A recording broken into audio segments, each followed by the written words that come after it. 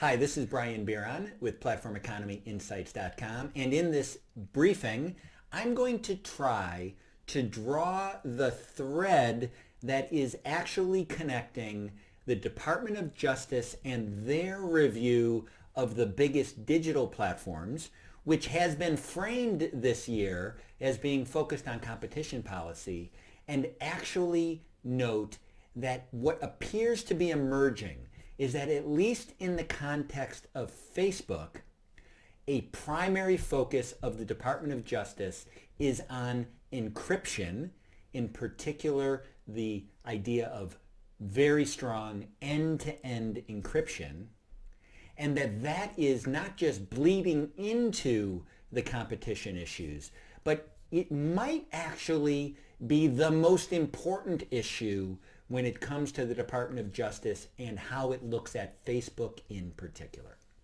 So this has really emerged with more clarity this week when the Deputy Attorney General, the very senior Department of Justice official, spoke at an American Bar Association antitrust conference in Washington, D.C., and noted that the online platform review process that's underway inside the Department of Justice is not going to limit itself to competition issues or antitrust law.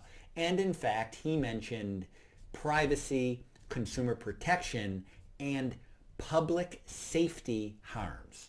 Now, I mentioned public safety harms like that because I actually think that those are the key words. Now, as the week progressed, the story emerged that what they were in particular looking at in the Department of Justice is encryption. And it's clear that Facebook in particular is the focus. Now, that has us going back and looking at a series of things that have happened this year, and it really becomes even more clear. So let's go back to June 2019. In fact, let's first go back to March 2019, when Facebook's CEO, Mark Zuckerberg, announced what he described as a dramatic change in the Facebook focus, which he talked about being directed at private communications. And in the context of sort of operations, the thing to keep in mind is that among the big Facebook platforms, so you have Facebook, you have Instagram, you have WhatsApp. WhatsApp is particularly noteworthy for the way it uses encryption.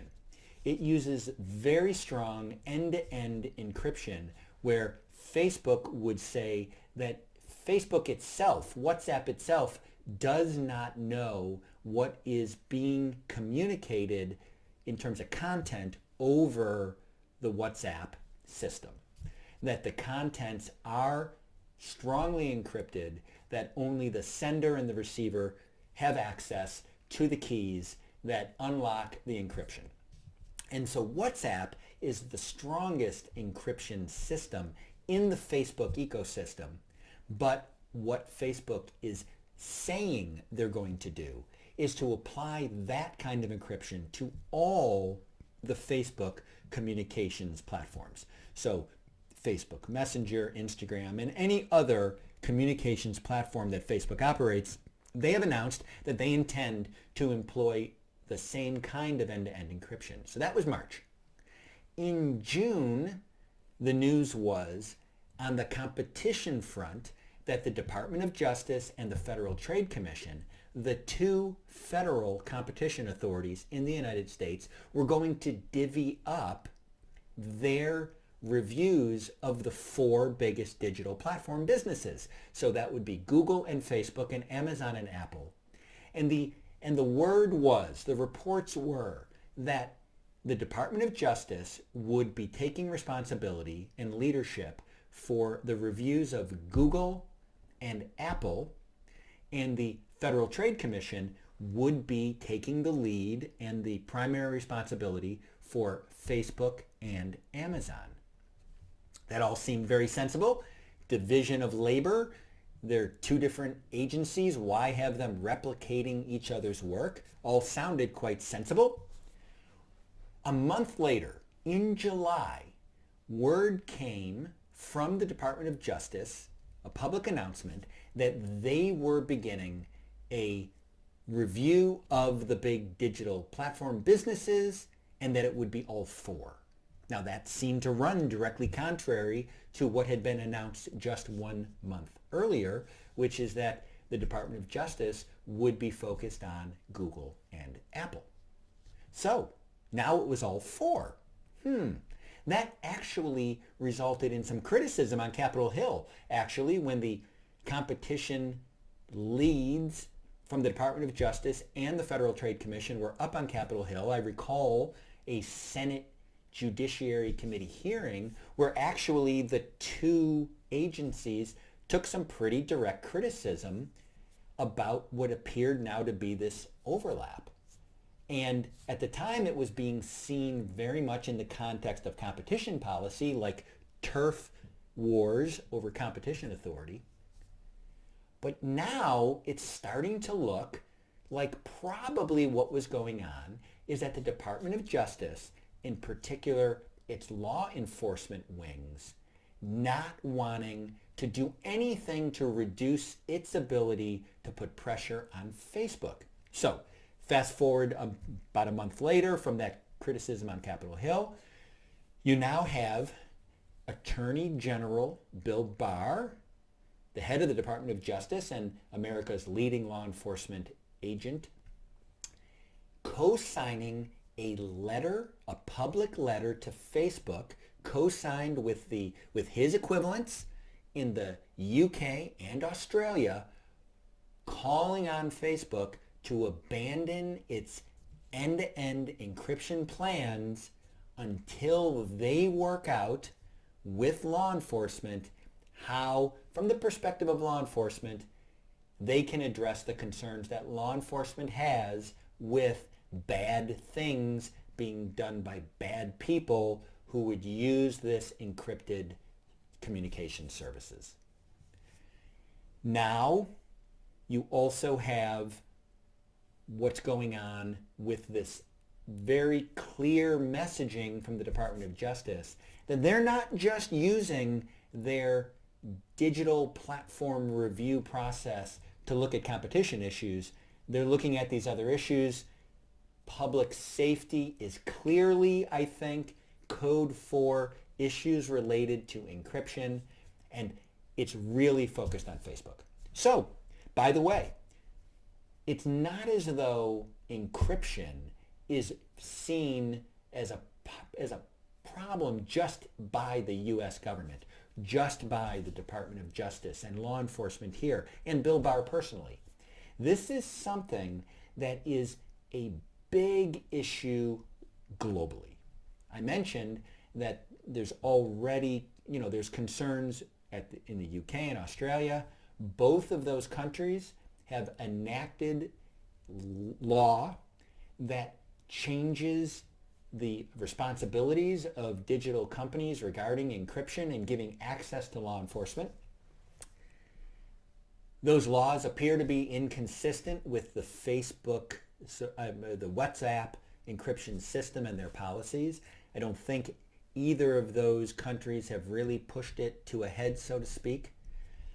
You also have major litigation going on in some really important WhatsApp markets outside of the US and Europe. I'm thinking in particular of India and Brazil. In India in particular, the issue of encryption on platforms and WhatsApp being right at the top of the list, so Facebook and WhatsApp, is a huge legal issue.